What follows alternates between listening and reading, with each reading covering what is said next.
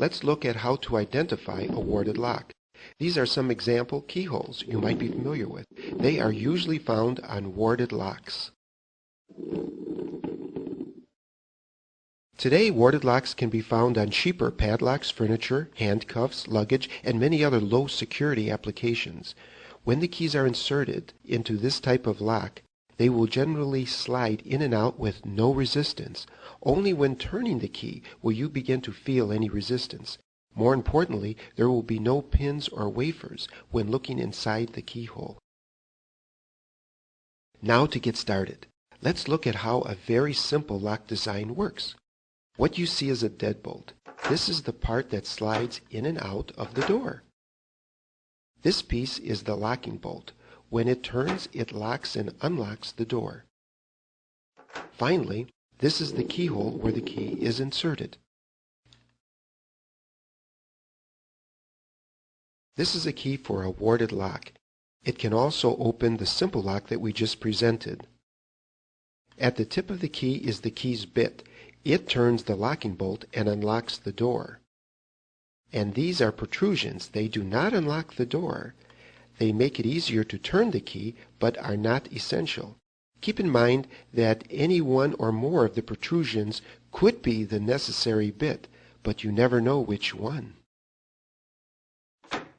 Now let's make our simple lock into the warded lock. We simply achieve this by adding wards. The wards will allow the key with the right combination of protrusions to turn. Observe how the protrusions do not touch the wards.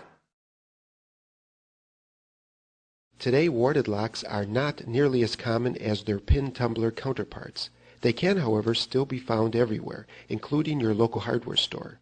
At first glance, they might even appear the same as pin tumbler padlocks, except for their lower price. One way to identify a warded padlock is by its distinctive keyhole. The keyhole is often made of a small, free-spinning disc with a jagged hole cut into it. This hole acts as a type of ward. Only a key with the appropriate profile and shape can pass through it.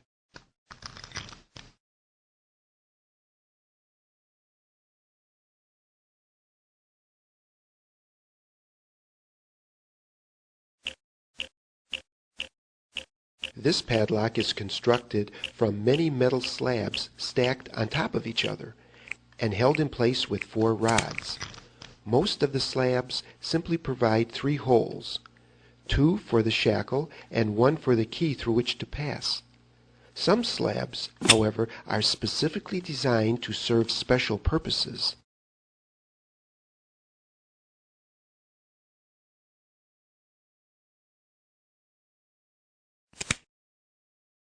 In this example, 2 of the slabs are special and provide the actual locking mechanism.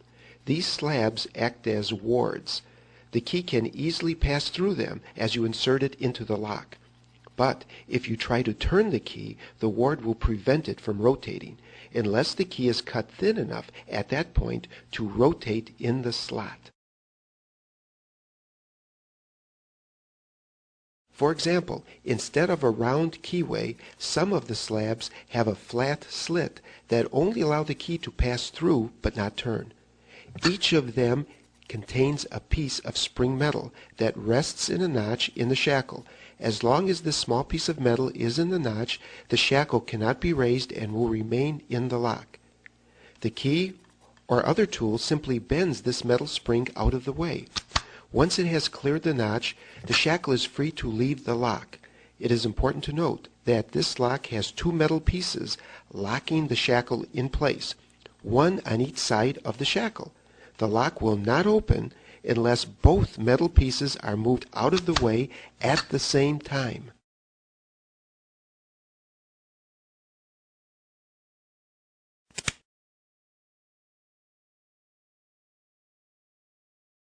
Now that you are familiar with the parts of the padlock, watch as the key moves in and frees the shackle. If the key is inserted partway into the lock, it may not be possible to turn it. Also notice that the 2 bits in contact with the spring are necessary for this lock to open. Often, warded locks only need one bit on a key, but in this case 2 are needed.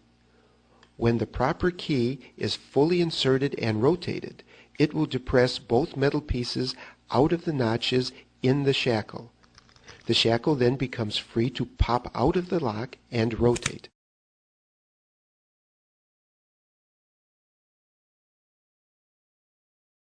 Picking warded locks is relatively quite simple. All you need to do is move the locking bolt.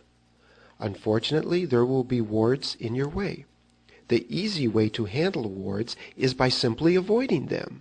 If your key doesn't have any metal protrusions that get in the way of wards, then the wards won't stop it from turning. Let's make a key with just a stem and a bit. The bit is used to turn the locking bolt. There are no protrusions on the stem to get in the way of the wards. This key would only have the bare minimum amount of metal to work with. Because of this, they are called skeleton keys. The best way to pick a warded lock is to have a collection of skeleton keys for the various types of warded locks. Try each key in your set on the lock. Insert the key as far as you can and attempt to turn it. If it doesn't work, try moving it in and out or around slightly. Then, move on to the next key.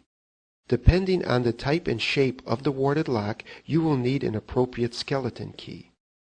There are sets of common skeleton keys that locksmiths can use successfully in most situations. Often, nothing more than a simple bent wire or L-shaped tool is needed to manipulate the lock to open.